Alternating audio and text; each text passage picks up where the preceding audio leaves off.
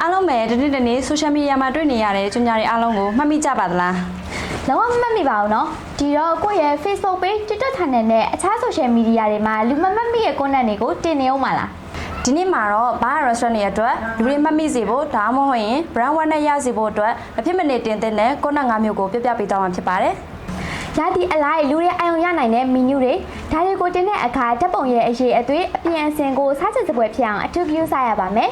လူကြိုက်များဆုံး menu တွေကိုရွေးထုတ်ပါလူတွေကအကြိုက်ချင်းမတူကြပေမဲ့အချင်းချင်းတော့စိတ်ဝင်စားကြပါတယ်ဒါကြောင့်လူကြိုက်များဆုံး menu တွေကိုရွေးထုတ်တာဟာတခြားသူတွေကိုလည်းစိတ်ဝင်စားစေမှာသိကြပါတယ်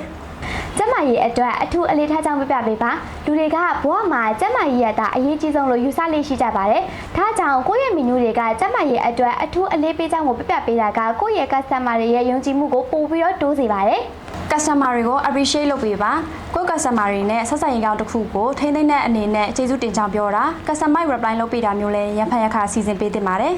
နောက်ဆုံးတစ်ခုကတော့အားလုံးသိကြတဲ့ promotion ပါပဲဒီအချိန်မှာရိုးရိုးဆေးချလိုက်တာမျိုးကစိတ်ဝင်စားမှုနည်းစေပါတယ်အဲ့လိုမျိုးမဟုတ်ဘဲကိုယ့်ရဲ့ target audience အလိုက်တင့်တော်တဲ့ promotion idea တွေကိုစဉ်းစားပေးတင်ပါတယ်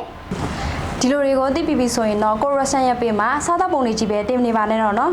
idea တင်ဆက်နေနဲ့ marketing လုပ်ပြီး customer တွေကိုအမြဲအမှတ်ရနေစေဖို့လှလှပပလေးဆွဲဆောင်လိုက်ပါ